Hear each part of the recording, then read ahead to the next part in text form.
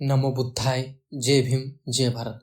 मित्रों, वीडियो शुरू करने से पहले अगर आपने अभी तक इस चैनल को सब्सक्राइब नहीं किया है तो जरूर सब्सक्राइब करें और साथ में दिए गए बेल आइकन को दबाना मत भूलें। इसी के साथ हमारे सेकंड चैनल पर आए मेरा फैमिली व्लॉग नहीं देखा है तो जरूर देखें। ऊपर क्लिक करें या फिर डिस्क्रिप्शन बॉक्स में लिंक दी गई है। तो इतिहास इस बात का प्रमाण प्रस्तुत करता है कि किताबें जलाने का दो उद्देश्य रहा है। एक, किताबें इसलिए जलाई जाती है ताकि किसी खास विचारधारा को नष्ट कर दिया जाए, जैसे कि नालंदा को जलाया गया था। इतिहास को खत्म कर दिया जाए, जानकारियों के स्रोत को नष्ट कर दिया जाए। दूसरा, किताबें प्रतीकात्मक रूप से भी जलाई जाती है ताकि उसमें लिखे गए कंटेंट का विरोध किया जा सके। मनुस्मृति का जलाना इसी ओर इशारा करता है। 25 दिसंबर 1927 को डॉक्टर बाबा साहब आम्बेडकर जी ने पहली बार मनुस्मृति में दहन का कार्यक्रम किया था। उनका कहना था कि भारतीय समाज में जो कानून चल रहा है वह मनुस्मृति के आधार पर है। यह एक ब्राह्मण पुरुष सत्ताक भेदभाव वाला कानून है। इसे खत्म किया जाना चाहिए, इसलिए वे मनुस्मृति का दहन कर रहे हैं। तो आखिर मनुस्मृति में ऐसा क्या लिखा था जिसकी वजह से बाबा साहब ने इसे जलाया था? उसमें लिखा था, नीच वर्ण का जो मनुष्य अपने से ऊंचे वर्ण के मनुष्य की वृत्ति को लोभवश ग्रहण कर जीविका यापन करे तो राजा उसकी सब संपत्ति छीनकर उसे तत्काल निष्कासित कर दे। 2, ब्राह्मणों की सेवा करना ही शूद्रों का मुख्य कर्म कहा गया है। इसके अतिरिक्त वह शूद्र जो कुछ करता है उसका कर्म निष्फल होता है। शूद्र धन संचय करने में समर्थ होता हुआ भी शूद्र धन का संग्रह न करे, क्योंकि धन पाकर शूद्र ब्राह्मण को ही सताता है। जिस देश का राजा शूद्र अर्थात पिछड़े वर्ग का हो उस देश में ब्राह्मण निवास न करे, क्योंकि शूद्रों को राजा बनने का अधिकार नहीं है। राजा प्रातःकाल उठकर तीनों वेदों के ज्ञाता और विद्वान ब्राह्मणों की सेवा करे और उनके कहने के अनुसार कार्य करे।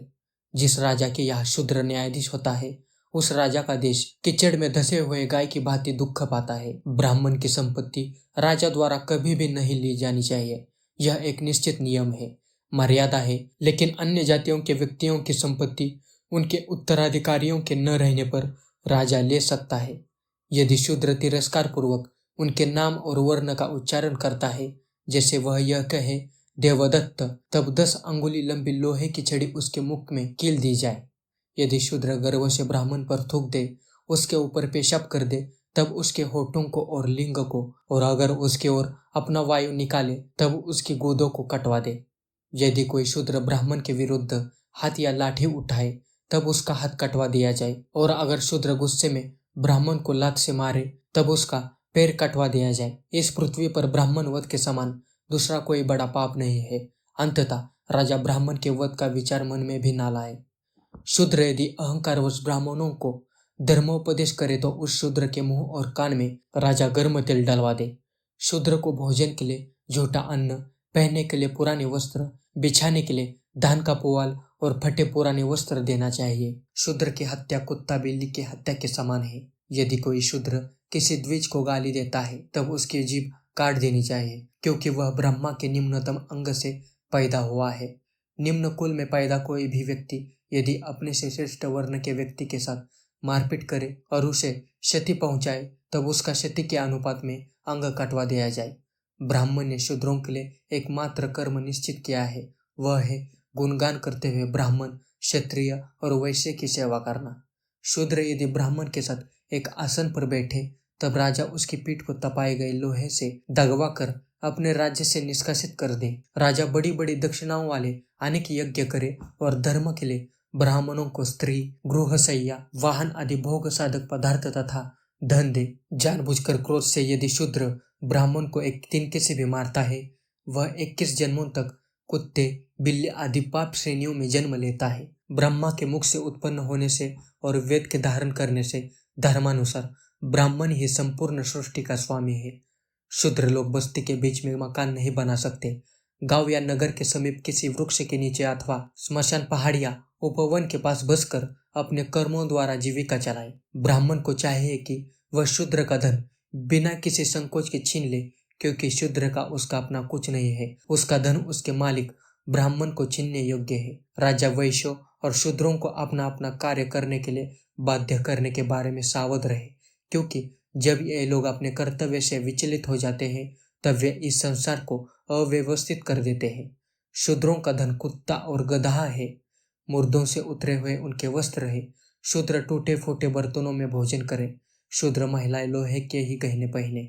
यदि यज्ञ अपूर्ण रह जाए तो वैश्य की असमर्थता में शूद्र का धन यज्ञ करने के लिए छीन लेना चाहिए। शूद्रों के साथ ब्राह्मण वेदाध्ययन के समय कोई संबंध नहीं रखे, चाहे उस पर विपत्ति ही क्यों न आ जाए। स्त्रियों का वेद से कोई सरोकार नहीं होता, यह शास्त्र द्वारा निश्चित है। अंततः जो स्त्रियां वेदाध्ययन करती है वे पाप युक्त है और असत्य के समान अपवित्र है। यह शाश्वत नियम है। अतिथि के रूप में वैश्य या शूद्र के आने पर ब्राह्मण उस पर दया प्रदर्शित करता हुआ अपने नौकरों के साथ भोजन कराए। शूद्रों को बुद्धि नहीं देनी चाहिए, अर्थात उन्हें शिक्षा ग्रहण करने का अधिकार नहीं है। शूद्र को धर्म और व्रत का उपदेश न करें। जिस प्रकार शास्त्र विधि से स्थापित अग्नि और सामान्य अग्नि दोनों ही श्रेष्ठ देवता है, उसी प्रकार ब्राह्मण चाहे वह मूर्ख हो या विद्वान, दोनों ही रूपों में श्रेष्ठ देवता है। शूद्र की उपस्थिति में वेद पाठ नहीं करनी चाहिए।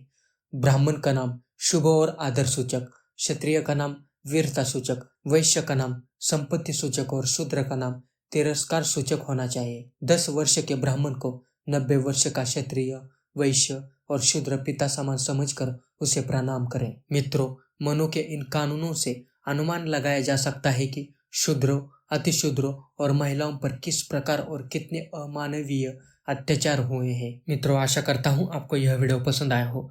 वीडियो पसंद आया हो तो इस वीडियो को लाइक कीजिए, ज़्यादा से ज़्यादा शेयर कीजिए। चैनल को अभी तक सब्सक्राइब नहीं किया है तो जरूर सब्सक्राइब करें। सेकंड चैनल पर आए नए व्लॉग को आपने नहीं देखा है तो जरूर देखें, वो आपको यहाँ दिखाई दे रहे होंगे। चलो मिलते हैं अगले वीडियो में। नमो बुद्धाय। जय भीम, जय भारत।